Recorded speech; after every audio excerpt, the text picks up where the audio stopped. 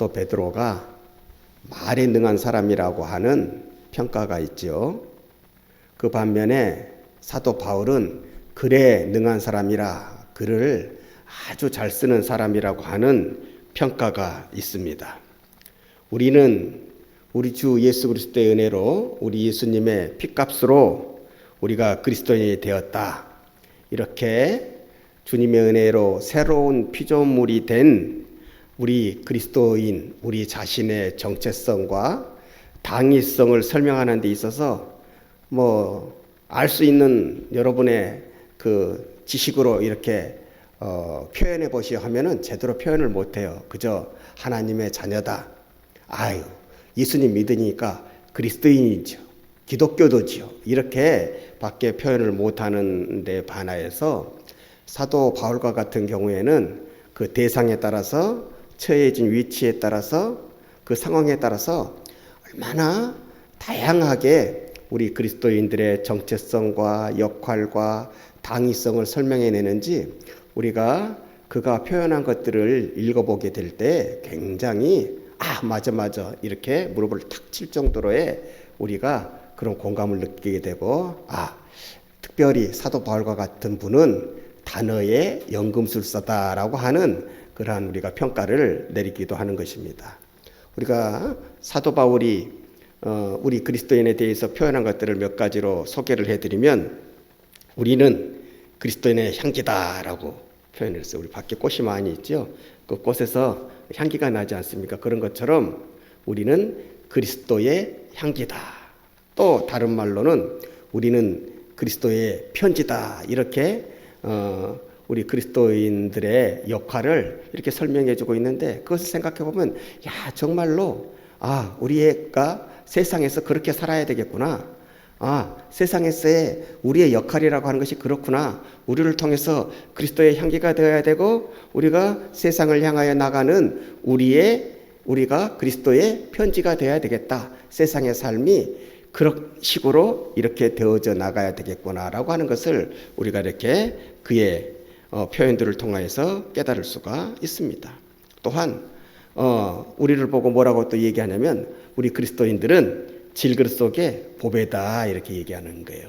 이것은 우리 그리스도인의 가치를 얘기하는 거예요. 우리가 잘 살든지 못 살든지, 건강하든지 건강하지 않든지, 세상의 평가에 따라서 우리의 값어치는 다 다르게 매겨진다고 할지라도, 잘 사는 사람은 더 대접을 받으니까 세상에서 조금 더 중요한 사람이라고 할 수 있겠고, 또 몸이 약한 사람은, 또 가난하게 사는 사람은 또 세상적인 편에서 보면 자신들에게 별로 이득이 안 되는 거 보니까 별로 가치 없는 그런 사람이라고 이렇게 평가를 받을 수가 있겠지만은, 이 사도 바울이 우리 그리스도인들을 표현할 때에는 절대 그렇게 표현을 하지 않았어요.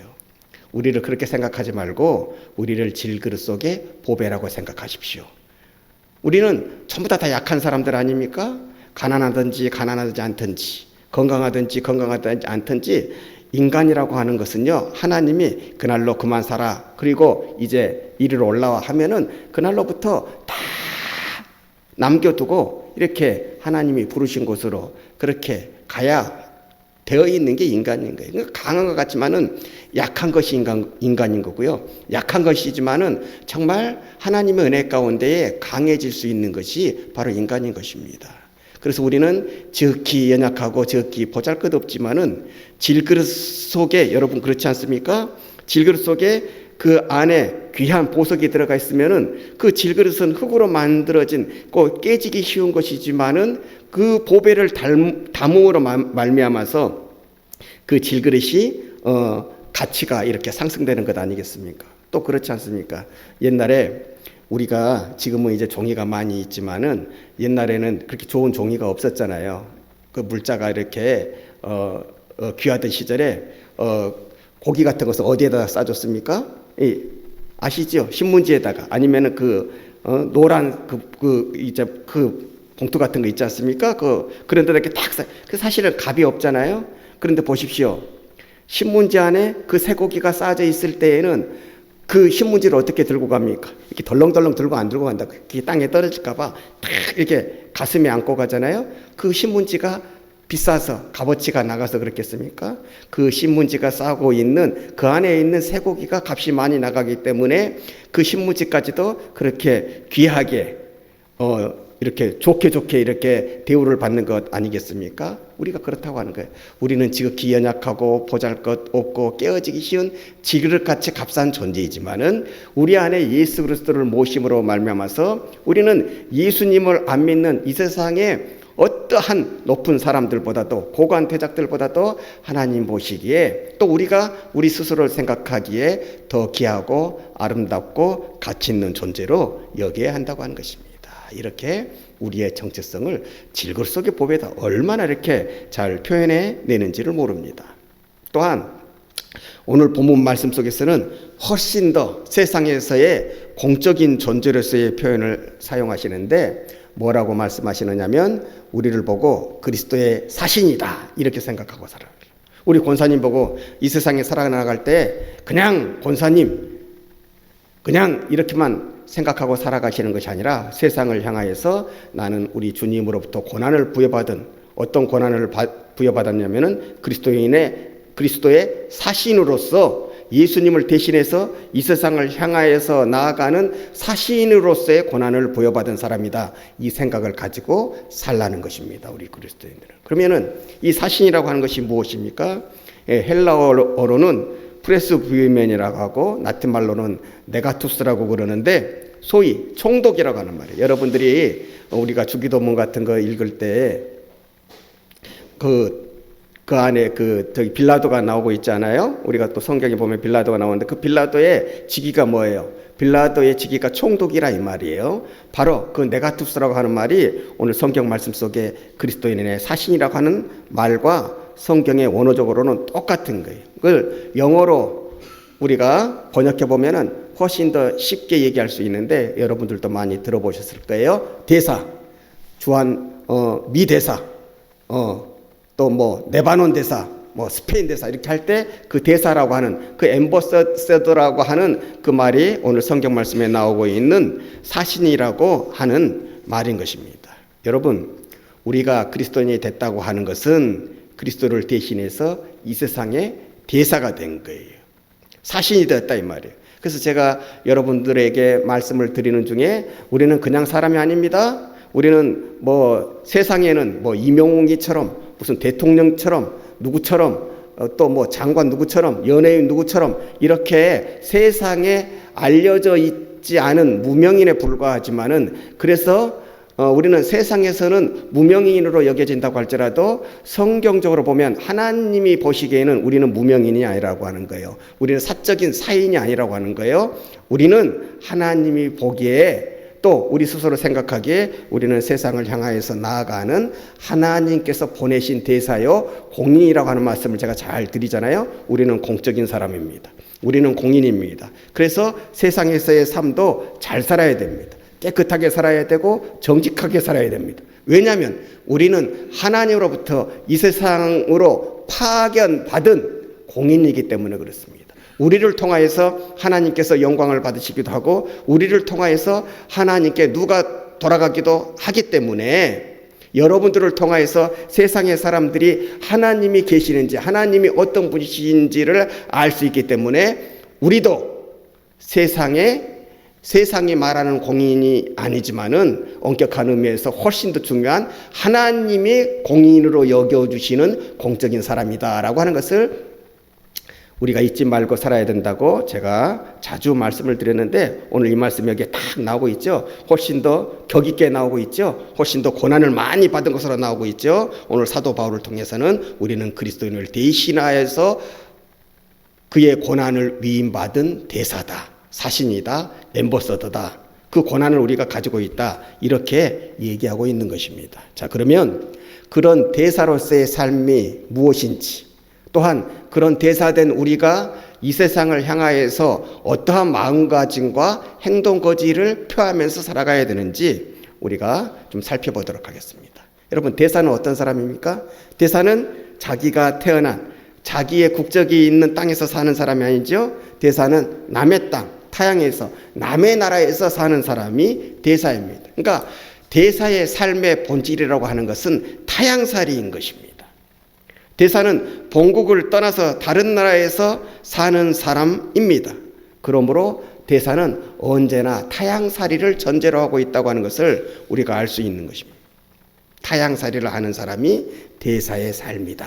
그런데 대사의 타향살이와 세상 사람의 타향살이는 다른 거예요.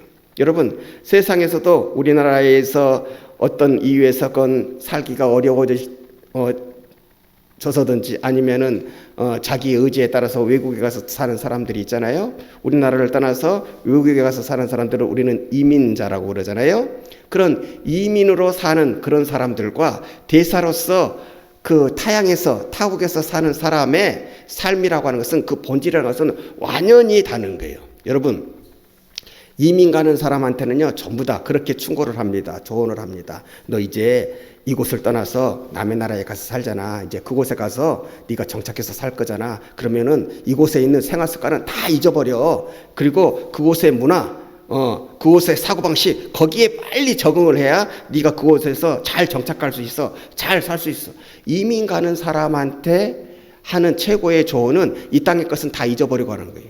너 이 땅에서의 정체성을 다 빨리 잊어버리고 이제 그곳에 가서 그 나라 사람의 정체성을 살아야 네가 그곳에서 잘 살 수 있다. 그렇게 가르친다 이 말이에요. 그러나 대사에게는 그렇게 가르칠 수가 없는 거예요. 대사에게는요, 너는 이곳을 떠나서 비록 그 타향살이를 하지만은 타국에서 살지만은 너는 이 나라에서 살고 있었던 또 이 나라에서 부여받은 너의 정체성 임무, 그것을 절대 잊어버려서는 안 돼. 아니, 네가 그곳에서 살 때는 더욱더 그것을 뚜렷하게 나타내면서 살아야 돼. 그것이 너의 역할이야. 여러분, 이런 것처럼 이민자와 대사의 타향살이의 목적은 180도 다른 것입니다. 자, 그러면 오늘 성경 말씀 속에 들어있는 대사로서의 역할이 무엇인지 우리가 알아보도록 합시다. 20절 하반절에 보게 되면은 하나님과 화목하게 하라 이렇게 말씀하고 있어요. 하나님과 화목하게 하라. 자, 예수님이 육신의 몸을 입고 이 세상에 오셨습니다. 그 오신 목적이 무엇입니까? 우리는 우리를 구원하시기 위해서, 우리를 죄를 사해 주시기 위해서 이 모든 것을 한마디로 탁 이렇게 합쳐서 얘기하게 되면은 하나님과 화목하게 하기 위해서. 여러분, 우리가 아담과 하와로부터, 우리 인류의 시초로부터 그들이 그 선악과를 따먹음으로 말미암아 지었던 그 죄로부터, 그 불순종의 죄로부터 우리가 인류의 대를 쭉 이어져 내려오면서 또 우리가 인간과 인간 사이에 하나님이 하지 말라고 했던 그런 죄들을 짓게 됨으로 말미암아서 이 원죄와 자범죄, 이런 죄가 있단 말이에요. 이 죄는 하나님으로 하여금 우리와 함께 할 수 없게 만드는 거예요. 이 죄가 있으면은 우리가 하나님 앞에 나아갈 수가 없는 거예요. 그런데 하나님께서는 이 죄를 사해 주시기 위해서 우리를 다시 에덴 동산으로, 본향으로, 하나님의 품으로 우리를 돌아오게 하시기 위해서 우리에게 율법이라고 하는 것을, 모세를 통한 율법이라고 하는 것을 주셔가지고 우리가 하나님께로 돌아올 수 있는 길을 열어주셨는데, 그 목적은 선하셨지만은 문제는 우리가 능력이 되지 않는다는 거잖아요. 그래서 우리는 하나님께서 주신 그 율법을 다 지킬 수가 없어요. 그래서 우리는 절망 가운데 빠질 수밖에 없었는데, 우리를 사랑하시는 하나님께서는 예수 그리스도를 보내심으로 말미암아서, 그를 믿게 하심으로 말미암아서, 그가 구세주 되심을 우리로 하여금 믿게 하심으로 말미암아서 십자가의 사건을 일으키시고 부활의 사건을 일으키시고 다시 한번 살아나신 그 구세주를 우리가 온전한 우리의 하나님으로 믿는 그 믿음으로 인해서 우리가 하나님 앞으로 다시 나아갈 수 있는 구원의 길을 열어놓으셨잖아요. 이 모든 것을 한마디로 말씀드리면 하나님과 화목하게 하기 위해서 예수님이 육신의 몸을 입고 이 세상에 오시고 십자가를 지시고 죽으신 지 사흘 만에 부활하시고 다시 올라가시면서 성령을 우리에게 보내주시겠다고 약속하시면서까지 우리에게 강하게 원하셨던 것은 하나님과 우리 사이의 화목함이라고 하는 거예요. 그러니까 예수님은 하나님과 우리 사이를 화목케 하시는 분이셨어요. 이제 예수님께서 이제 그 사명을 마치시고 하늘나라로 올라가시면서 남아있는 제자들에게, 그리스도인 된 우리들에게 똑같은 사명을 주셨다고 하는 거예요. 우리로 하여금 세상과 하나님의 사이를 화목하게 하는 자로 살아가라고 하는 이 은혜를, 이 사명을 우리에게 주신 것입니다. 그래서 20절 하반절 말씀에 보게 되면은 그리스도를 대신하여 간청하노니, 너희는 하나님과 화목하라. 이제 사도 바울 일행이 고린도 교회 교인들이 그렇게 얘기하는 거예요. 너희는 하나님과 화목하라. 여기에서 보게 되면은 우리가 화목하게 해야 되는 대상이 두 군데가 있는 것을 하나 알 수가 있어요. 하나는 복음을 모르는 사람들에게 복음을 전해서 그 사람들이 그리스도 안으로 들어와서 하나님과 구원을 받아서 하나님과 화목하게 되는 것. 그런데 오늘 성경 말씀에는 또 하나가 있습니다. 이것은 예수님을 믿긴 믿었는데 그 믿음의 과정 속에서 변질되어서 아니면 잘못된 길로 나가서 그리스도인답게 살지 못하는 그런 크리스찬들, 그런 그리스도인들을 다시 한번 하나님께로 돌아오게 하는, 하나님과 화목하게 하는 그러한 역할도 우리에게 있다고 하는 것을 오늘 성경 말씀을 통해서 우리에게 가르쳐주고 계시는 것입니다. 오늘 20절 하반절에 나오는 말씀, 그리스도를 대신하여 간청하노니 너희는 하나님과 화목하라. 여기에 너희는이라고 하는 그 대상이 누구냐 하면은 바로 고린도 교회 교인들을 얘기하는 거예요. 고린도 교회 교인들은 거짓 선생에게 속아가지고요, 이렇게 처음 바울을 통하여서 배웠던 그 복음을 잊어버리고 뭐 이렇게 변질된 길로 나아가지고 이렇게 막 사도 바울도 그 사도권도 부인하고 얼마나 또 사도 바울의 마음을 아프게. 또 하나, 교인들끼리 얼마나 큰 분쟁 속에 싸움 속에 있는지 몰랐어요. 특별히 이 당시에 고린도 교회 교인들은 바울이 이제 다른 곳으로 선교 여행을 간 사이에 어떤 일들을 벌이기 시작했냐면 서로가 잘 섬겨야 되는데 서로가 서로보다 높다고 생각했어요. 내가 너보다 더 높아.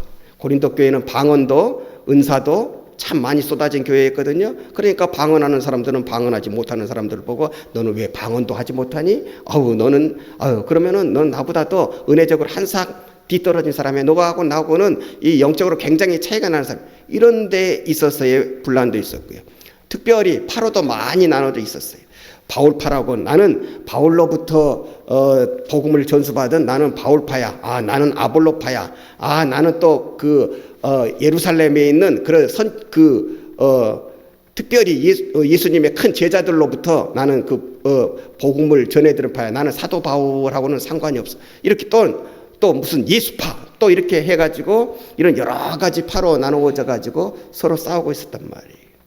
이런 분열의 양상이 교회 안에가 있었고 또 은사를 받은 것을 가지고 서로 간에 싸우고 있었기 때문에 사도 바울이 그런 것을 보면서 너희들이 진심으로 하나님과 화목해야 된다면 내가 처음 너희들에게 가르쳐 주신 그 복음으로 들어와서 주 안에서 하나 되는 길을 가십시오. 나는 아볼로 파라. 나는 바울로 파라. 나는 또 예루살렘에 몸 팔아. 나는 또 누구 팔아. 그래서 내가 더 영적으로 너희들보다 우위에 있다. 너희들은 나를 섬겨야 된다. 따라야 된다. 그런 식으로 서로 간에 높아져서 교만함으로 싸울 것이 아니라 주 안에서는 다른 것 다 필요가 없다. 너희들을 다 낮추어서 그 파의 우위성을 따지지 말고 서로가 서로를 섬김으로 하나가 되는 그런 삶을 사십시오. 그것이 하나님과 화목하게 되는 것입니다. 이렇게 가르쳤다고 하는 것입니다. 여러분, 감리교 창시자인 요한 웨슬리가요, 이제 꿈에 천국을 갔어요.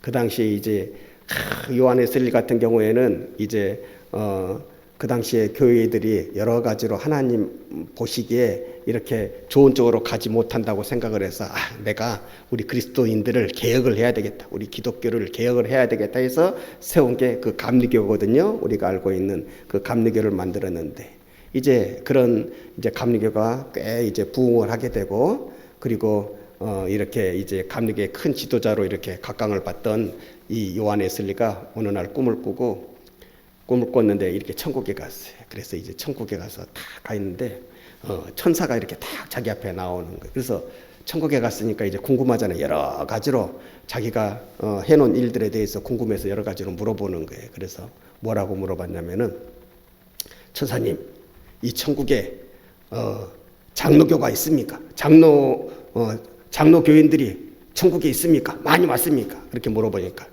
그 천사가 대답하기를 장로교인들이 이 천국에는 없습니다. 하나도 없습니다. 그러니까 그 마음속에 좋은 생각이 빙그레 웃으면서 그러면은 여기에는 그러면은 순복음파는 있습니까? 순복음파도 순복음 교인도 여기에는 하나도 없습니다. 그러면은 침례교도는 있습니까? 이곳에는요, 침례교도도 하나도 없습니다. 그러자 이제 의기양양해진 이 요한 웨슬리가 그러는 것입니다. 그러면은 이 천국에는 제가 키워놓은 우리 감리교도들로 꽉 차 있겠네요? 그 감리교도들 어디 있습니까? 이렇게 딱 물어보니까 그 천사가 대답하기를, 이곳 천국에는 감리교도도 하나도 없습니다. 이곳 천국에는 오직 그리스도인만이 있을 뿐입니다. 21절에 하나님이 죄를 알지도 못하신 이를 우리를 대신하여 죄로 삼으신 것은 우리로 하여금 그 안에서 하나님의 의가 되게 하려 하심이라. 여러분, 우리같이 정말 보잘것없는 사람들이, 구원받을 수 없는 사람들이, 수준으로 보면은 정말 버려질 수밖에 없는 사람들이, 천국에 들어갈 수 없는 사람들이, 구원받을 수 없는 사람들이 구원받을 수 있는 이런 축복이 우리에게 임한 것은 다른 것이 아닙니다. 하나님의 의가 우리에게 임했기 때문에. 그래서 우리는 천국에 들어간다고 할지라도, 또한 이 땅 속에서 하나님께서 우리를 얼마든지 여러 가지 모양으로 높여주신다고 할지라도 우리는 우리를 자랑하지 아니하고, 오직 우리는 이 땅에서도 천국에서도 우리가 나타내야 될 것은 하나님의 의라고 하는 것을 잊지 말아야 할 것입니다. 이건 반드시 우리가 알아야 할 것입니다. 우리의 신앙생활은 우리의 의를 드러내는 것이 아니라 하나님의 의를 드러내야 한다고 하는 것을 말입니다. 그리스도의 사신된 나, 그리스도의 대사된 나, 세상을 향하여서 그리스도의 네가투스 엠버서더 총독이 된 나를 통해서 우리는 이 세상을 향한 하나님의 말씀을 전하고 섬기며 살아서 그리스도 예수를 통한 구원의 길을 열고, 또한 교회 안에서도 그리스도인의 공동체 안에서도 여러 가지 분열들이 있을 때 그 모든 것들을 화목하게 할 수 있는 이런 역할을 우리는 최선을 다해서 해야 할 것입니다. 이렇게 할 때 하나님께서는 우리의 앞길도 열어주시고 우리의 지위도 높여주십니다. 우리에게 은혜도 베풀어 주십니다. 그런 능력으로 살아가게 될 때에 내 능력이라 생각하지 마시고 이 모든 능력을 허락하신 하나님께 더 영광을 돌리며 살아가는 우리 사랑하는 믿음의 식구들이 되어지게 될 때, 여러분은 어떻게 살든지 간에 그 삶을 통한 공허함, 그 삶을 통한 허무함은 없습니다. 왜냐하면 목적이 분명한 인생을 살고 있기 때문이지. 하나님께서 가라고 하신 인생의 길을 아름답게 걷고 있기 때문에 그런 것이지요. 그런 인생을 살아가는 사람에게는 건강하든지 건강하지 않든지, 부자로 살든지 부자로 살지 않든지, 형편이 여러 가지 걱정으로 없지 않아 많이 있든지 없든지 그런 것에 휘둘리지 아니하고 내 사명된 그 정체성이 나에게 가장 큰 기쁨이 되기에 주어진 인생을 허무함 없이, 공허함 없이, 아니 오히려 더 기쁜 마음으로 행복하게 자기에게 주어진 모든 삶의 멍에도 아름답게 감당하며 살아가는 것입니다.